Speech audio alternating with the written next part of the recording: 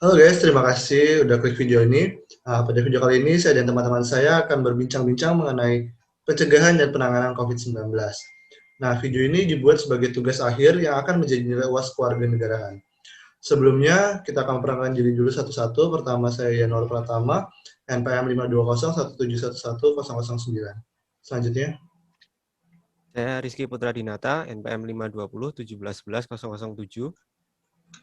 Saya Ahmad Fajar Nugroho, NPM 52017111018. Saya Taufik Hidayat, NPM 52017111062. Saya Umar Rahman, NPM 52017111017.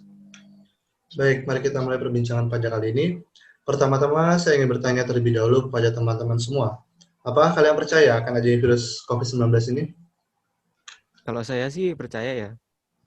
Kalau saya kurang percaya. Kalau saya tidak ya. Saya juga percaya sih. Oke, ternyata di sini terdapat perbedaan pendapat ya. Oke, saya akan bertanya pada yang percaya nih sama virus COVID. Mengapa kalian percaya sama virus COVID-19 ini? Kalau menurut saya karena dampak dari COVID tersebut itu sudah nampak jelas ya, mulai dari tokoh-tokoh besar yang terinfeksi hingga orang-orang terdekat pun sudah terinfeksi. Dan juga COVID ini kan sudah diberitakan di seluruh dunia. Dan para ilmuwan juga mengklaim bahwa COVID ini memang nyata. Baik. Mas Taufik? Kalau dari saya sih percaya karena COVID ini kan sudah nyata di depan, ada di depan mata kan Mas. Sudah banyak masyarakat, itu tetangga saya itu di sekitar saya itu banyak yang terpapar oleh virus tersebut. Tapi saya juga percaya bahwa COVID-19 itu tidak seganas yang diberitakan oleh media. Oke, baik. Nah, sekarang kita bertanya nih sama mas-mas yang tidak percaya sama virus COVID-19 ini. Kenapa ya Mas ya? Kok bisa mengatakan tidak percaya? Kalau saya sih jujur-jujuran saja ya. Awalnya saya percaya, tapi lama-kelamaan sampai sekarang malah jadi kurang percaya, bahkan hampir tidak percaya. Karena alasannya ya banyak data-data yang kurang valid sampai pusat, itu yang pertama. Yang kedua juga dari keluarga saya sendiri juga pernah jadi itu korbannya. Yang awalnya masuk rumah sakit cuma diopname gitu saja, tapi tiba-tiba mau dibuat positif COVID gitu. Terus ya otomatis keluarga saya tidak terima lah. Mungkin itu sih yang buat saya tidak percaya. Mas Umon? Kalau menurut saya ya cerita singkat ya ini. Ada tetangga saya yang di rapid itu dites. Ternyata setelah di rapid tes itu hasilnya itu positif. Padahal sebelumnya itu tetangga saya itu biasa-biasa saja ya. Malah hasilnya ya sehat, malah divonis positif. Nah, dari itu saya tidak percaya dengan adanya COVID. Seperti ada permainan dari pemerintah aja. Menurut saya, ya. Cukup masuk akal ya jawabannya. Kalau kita lihat realitanya yang terjadi di lapangan memang seperti itu. Nah, kalau kita tanya sama mas-mas yang percaya sama COVID nih, apa sih yang kalian tahu tentang COVID gitu? Tahu saya ya, COVID itu virus. Dia menyerang bagian pernafasan. Jadi jika kita terserang, maka si orang yang terserang ini dia akan mengalami kesulitan untuk bernafas. Oke, baik. Mas Taufik? Kalau dari sini itu hampir sama kayak yang dibicarakan oleh Mas Rizky ya. Tadi virus yang menyerang pernafasan dan virus ini menular sehingga kita harus menjaga jarak dengan orang yang terpapar oleh virus tersebut.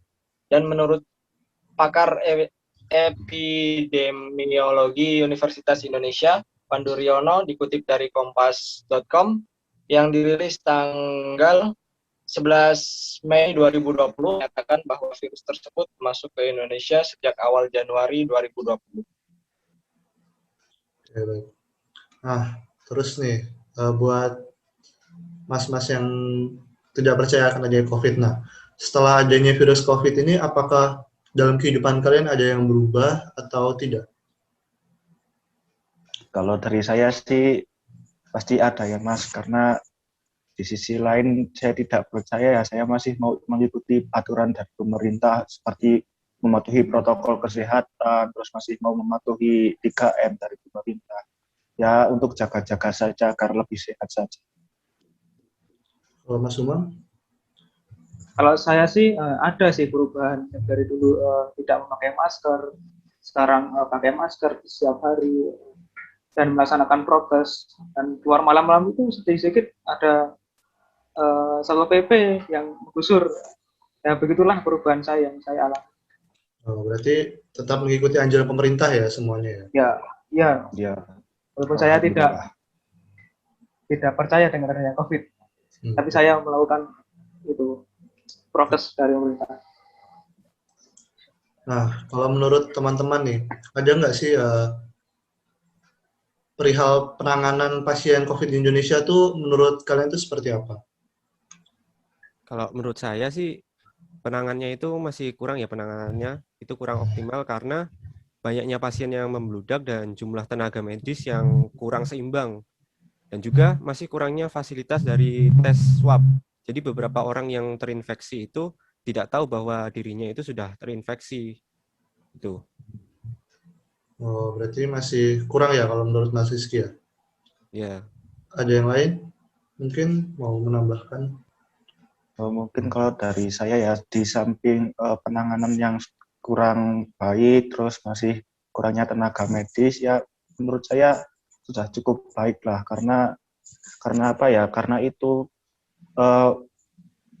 angka sembuh dan angka positifnya itu lebih banyak yang sembuh gitu daripada yang positif.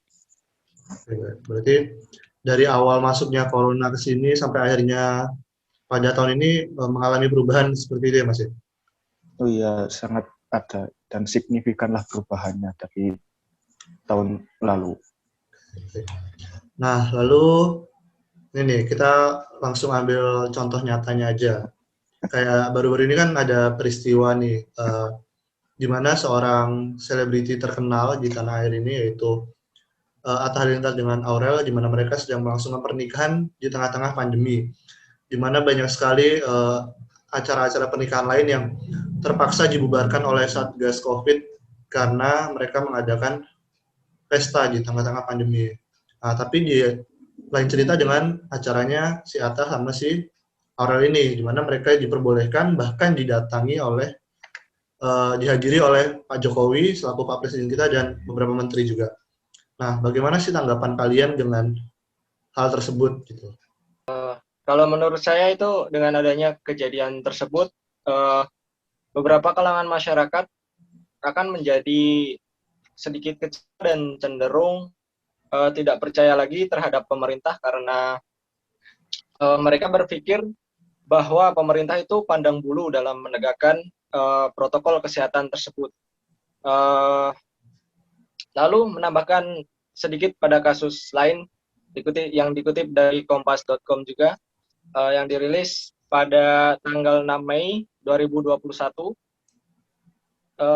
memberitakan bahwa ada warga negara asing dari India yang terpapar oleh COVID-19 varian terbaru. Dan yang jadi pertanyaan saya, kenapa masyarakat dilarang untuk mudik tetapi WNA masih bisa masuk ke Indonesia? Bahwa virus varian terbaru lagi. Terus pemerintah juga seharusnya lebih tegas lagi dalam penegakan peraturan yang telah mereka buat agar permasalahan COVID ini dapat teratasi. Oke, berarti jadi intinya pemerintah tuh harus lebih tegas ya dalam menjalankan peraturan yang mereka buat sendiri seperti itu ya. Iya Mas, begitu. Yang ada yang lain mungkin? Ada pendapat lain? Oke, baik. Berarti dapat kita simpulkan bahwa virus COVID ini tuh benar-benar ada dan nyata ya di sekitar kita dan telah terbukti dengan banyaknya korban jiwa di seluruh dunia bahkan akibat pandemi ini. Kita juga harus senantiasa menaati protokol kesehatan yang dianjurkan oleh pemerintah, yaitu dengan melakukan 3M. Yang pertama mencuci tangan, menggunakan masker, dan menjaga jarak. Agar secara bersama-sama kita dapat menghentikan rantai penyebaran virus COVID-19 ini dan memulihkan keadaan dunia. Terima kasih buat teman-teman yang sudah ikut berpartisipasi dan dalam perbincangan kita kali ini, Mas Taufik, Mas Fajar, Mas Rizky, dan Mas Umam. Semoga dengan perbincangan ini kita dapat memberikan informasi positif dan juga dapat menambah wawasan teman-teman sekalian yang ada di sini dan yang sedang menonton video ini. Cukup sekian dulu video pada kali ini. Kami mohon maaf atas kekurangan dan kesalahan yang ada pada video ini. Selebihnya kami mengucapkan terima kasih karena telah menonton video ini sampai habis. Selalu jaga kesehatan dan senantiasa menaati protokol kesehatan yang ada. Terima kasih. Terima kasih.